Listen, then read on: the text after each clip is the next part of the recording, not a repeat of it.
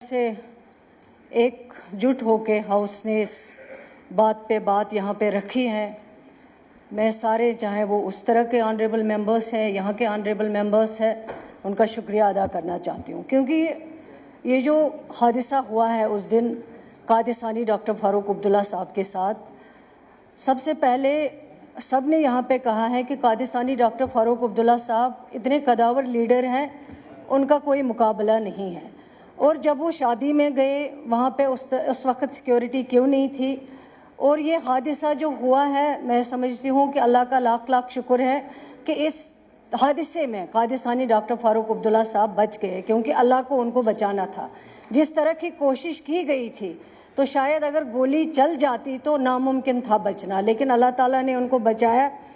یہ صحیح بات ہے کہ کل نفس ذائقۃ الموت، جب لکھا ہوتا ہے تب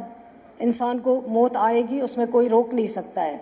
لیکن جس طرح قادسانی ڈاکٹر فاروق عبداللہ صاحب نے 96 میں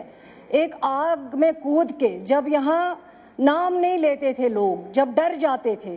جب وہاں کشمیر سے لوگ بھاگ کے آئے، لیکن قادسانی ڈاکٹر فاروق عبداللہ صاحب نے 96 میں کھڑے ہو کے ایک آگ میں کود کے،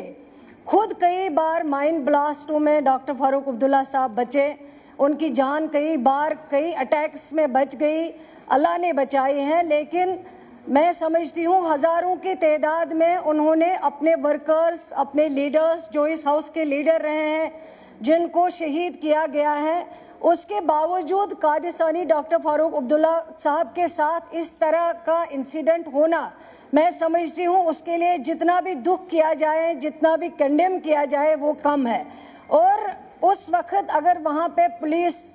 اویلیبل ہوتی اور اگر نہیں تھی تو اس کے خلاف اس وقت کیا کارروائی ہوئی، کتنے لوگ اس میں سسپینڈ کیے گئے، شاید ایک بھی نہیں، ایک معمولی چھوٹا سا کانسٹیبل کو بھی سسپینڈ نہیں کیا گیا ہے۔ تو یہ میں سمجھتی ہوں کہ اتنے بڑے لیڈر کے ساتھ اگر اس طرح کا حادثہ پیش ہوا ہے، اور آج تک جو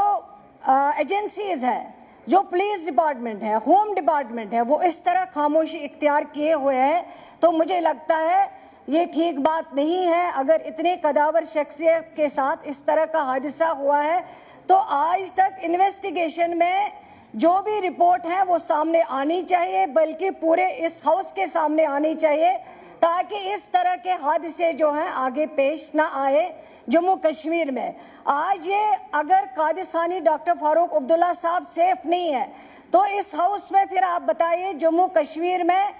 کون سا انسان، چاہے وہ آنریبل ایم ایل اے ہو، چاہے وہ آنریبل ایم پی ہو،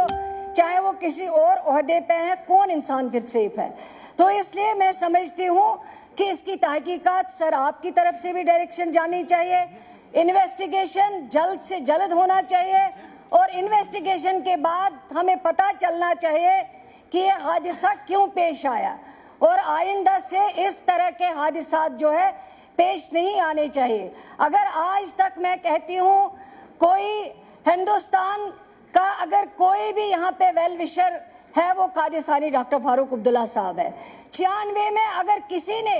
ہندوستان کا جھنڈا یہاں کھڑا رکھا ہے وہ قادسانی ڈاکٹر فاروق عبداللہ صاحب نے رکھا ہے، جس سے ہزاروں کی تعداد میں ورکر قربان ہوئے، یہاں پہ ہمارے نیشنل کانفرنس کے ہزاروں کی تعداد میں ہمارے لیڈر غلام حسن بٹ صاحب ڈورو، ان کو اس طرح سے مائن بلاسٹ میں اس کی ڈیڈ باڈی کے ایک ایک پرزے کو جمع کر کے ان کو پھر دفنایا گیا۔ اگر یہ چیزیں یاد نہیں رکھی جائیں گی، اتنی قربانیاں یاد نہیں رکھی جائیں گی، اور اس طرح کے لیڈر جو اتنے قداور شخصیت ہے ان کے اوپر اگر اس طرح کا اٹیک ہو سکتا ہے تو یہاں کوئی بھی سیف نہیں ہو سکتا ہے۔ سر میں اتنا ہی کہوں گی کہ جتنا بھی اس کے لیے کنڈیم کیا جائے وہ کم ہے۔